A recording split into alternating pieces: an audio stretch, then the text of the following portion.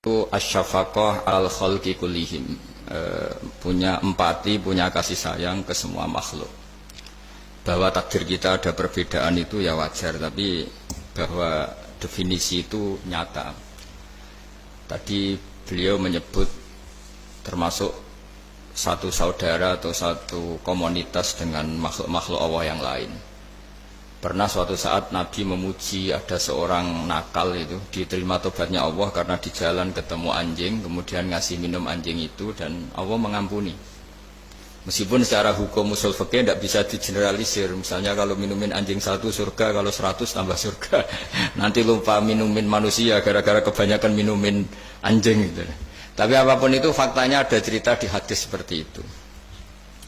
Kemudian menyangkut komunitas internasional yang beberapa diantaranya tentu beda agama, beda keyakinan. Saya mau membacakan cerita di kitab Ar-Risalah Al-Qushairiyah. Jadi saya hanya membantu referensi-referensi yang diajarkan guru-guru kita. Ar-Risalah Al-Qushairiyah adalah kitab kesayangan Mbah Maimun karena dulu mbah beliau dapat ijazah dari Sayyid Umar Sato, kakaknya Sayyid Abi Bakar Sato yang punya kitab I'anatul Talibin. Dan kitab itu dibawa ke Indonesia sampai ke saya sebagai murid beliau. Di antara yang disebut dalam Ar-Risalah Al-Qushairiyah ini Thariqatu Ahlil Ilm, kitab Ar-Risalah Al-Qushairiyah itu. Saya baca nasnya atau ibaratnya atau teksnya. Sami'tu ba'dal ulama yaqulu istadhafa majusiyun Ibrahim al-Khalil alaihi salam faqala bisyarti antuslima. Famarral majusiyu fa'awhallahu ta'ala ilaihi mundu khamsina sanatan nut'imuhu ala kufri falau nawaltahu lukmatan min ghairi antutalibahu bitahyiri dini famado Ibrahim alaihissalam ala athari hatta adrakahu wa'atadhara ilaihi fasalahu anisabab fadhakara lahu dhalik fa'aslamal majusiyu. Jadi suatu saat Nabi Ibrahim itu kan terkenal Abu Duyuf, orang yang mesti menservis tamu-tamu itu. Kita tahu dulu itu tidak ada warung, tidak ada hotel, tidak ada, ya pokoknya tidak ada mall. Sehingga kalau orang pergi itu kelaparan betul. Buat orang kaya pun kelaparan karena melewati padang pasir itu. Kalau sekarang kan orang mau sowan kiai makan dulu. Karena takutnya di rumah kiai kan makan sungkan, jadi makan dulu nanti di kiainya tinggal pura-pura makan. Kalau dulu memang makan nih tamu itu wajib betul, kalau tidak ya kelaparan betul tamu itu. Sehingga cerita suatu saat di antara tamu itu berakidah, berfaham majusi. Atau beragama majusi lah gampangannya itu. Terus Nabi Ibrahim nggak mau, saya mau ngasih makan syaratnya Anda harus Islam gitu.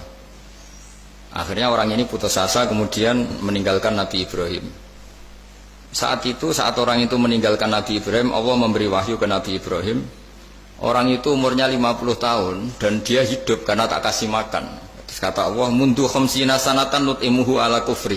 Saya yang Tuhan saja ngasih makan dia 50 tahun tanpa syarat dia harus Islam. Kamu baru dimintai makan sehari mensyaratkan Islam.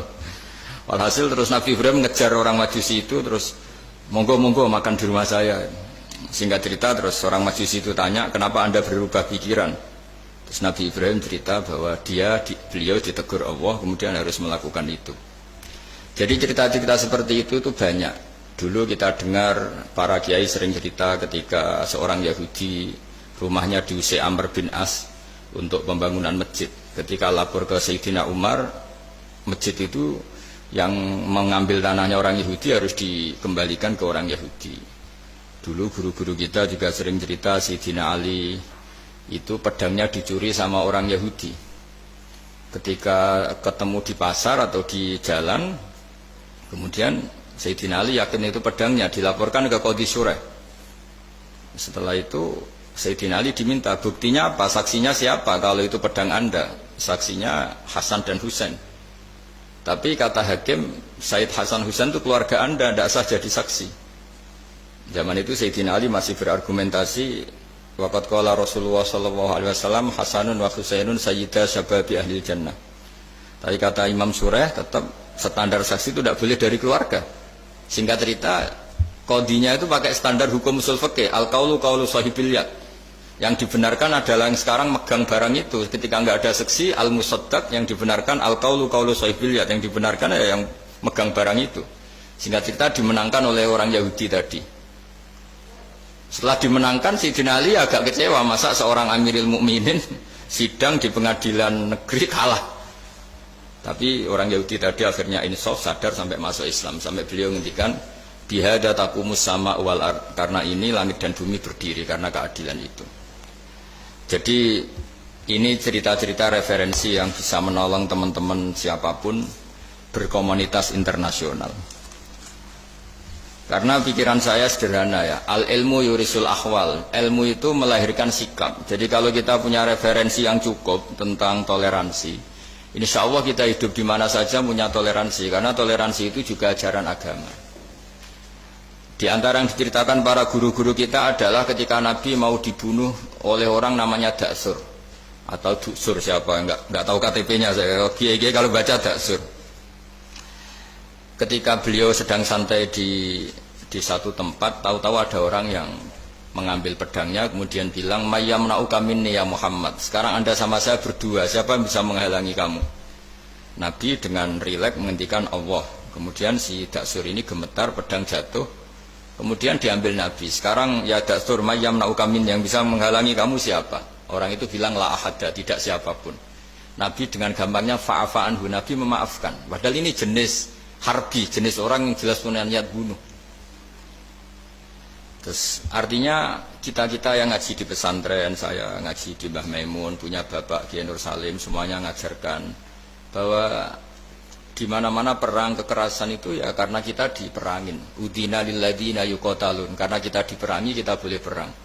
Qatilul ladzina yuqatilunakum. Jadi yang boleh kita perangi ya zaman kayak kita dulu dijajah Belanda, dijajah Jepang zaman itu. Ketika sudah tidak ada penjajahan, ya alasan itu sudah hilang karena mereka tidak merangi kita. Jadi apa ya, perang ya ada konteks rasionalitasnya, damai juga ada konteks rasionalitasnya. Tapi karena kita punya tradisi referensi, teman-teman yang di Jerman tak bantu, tadi ada kitab Arisal Al-Qushairiyah, terus ada beberapa cerita-cerita tadi kayak Daksur. Kalau ayatnya jelas ya, jelas qatilul ladzina yuqatilunakum wa in janahu lisalmi fajnah laha wa tawakkal 'ala Allah. Bahkan seperti yang diceritakan Profesor Quraisy tadi, yang sedang kita benci pun bisa saja suatu saat teman. Dalam surat Mumtahanah itu atau Mumtahinah ada ayat asawwau ayyaj'ala bainakum wa bainal ladzina ataitum minhum mawaddah. Bisa saja orang yang sekarang kamu benci suatu saat kamu cintai. Wallahu qadir, itu Allah Maha Kuasa. Dan tadi saya menambahkan yang dikatakan Profesor Quraisy tentang belajar. Dulu Nabi itu enggak puasa Asyura. Tapi ketika datang ke Medina, orang-orang Yahudi itu puasa Asyura. Coba tanyakan ke mereka, kenapa puasa tanggal 10? Terus mereka menjawab, yaumun najawwahu fi Musa, itu hari yang Allah menyelamatkan Nabi Musa. Terus fa'amara bisyami, kemudian Nabi menyuruh sahabat puasa. Artinya dulu itu segampang itu hidup, itu sesuatu yang baik, apa ya sudah. Ya sudah ditiru. Meskipun kita tahu Nabi itu tentu mustaqil bil istihad, Nabi itu orang yang mandiri. Tapi memberi percontohan kita betapa gampangnya kita seperti itu. Dulu ada seorang Yahudiyah meminta sama Sayyidah Aisyah dan dikasih. Ketika dikasih, dia mendoakan semoga kamu Aisyah selamat dari siksa kubur. Zaman itu Sayyidah Aisyah itu belum tahu tentang siksa kubur, sehingga beliau engkar, nggak percaya. Tapi setelah Rasulullah datang dan diceritanin, Nabi, oh iya siksa kubur itu ada. Dan semenjak itu Nabi selalu isti'adah, minta perlindungan dari siksa kubur. Jadi dulu di komunitas-komunitas beda agama, suatu yang benar ya dibenarkan. Makanya kaidah umum dalam interaksi antar agama itu la tusaddiquhum wa la tukadzibuhum, ya kamu jangan bilang iya, jangan-jangan enggak, ya jangan bilang tidak, jangan-jangan iya. Jadi aturan ilmunya jelas la tusaddiquhum wa la tukadzibuhum. Ya artinya sesuai referensi ilmu lah kira-kira begitu. Terus yang terakhir, ini saya mohon maaf sama komunitas di Jerman karena saya ini pura-puranya aja sibuk. Karena saya kira ini seberapa jam lagi saya ngajar ini. Nanti kalau saya tidak ngajar di sini yang ngundang agak-agak dosa. Jadi supaya sama-sama tidak dosa, ini saya ya nuruti jenengan, tapi ya karena saya ngajar ini juga yang datang orang macam-macam. Ada yang Kalimantan, Sumatera mau ngaji di sini. Ini seberapa jam lagi saya ngaji Sahih Muslim. Yang terakhir ini di halaman Kitabu Adabil Ulfa wal Ukhuwah halaman 285 dalam Ihya juz 2. Jadi kitab saya juz 2. Mungkin kalau beda cetakan yang jelas ikut Kitabu Adabil Ulfa wal Ukhuwah. Di sini diterangkan oleh Imam Ghazali dengan beberapa riwayat yang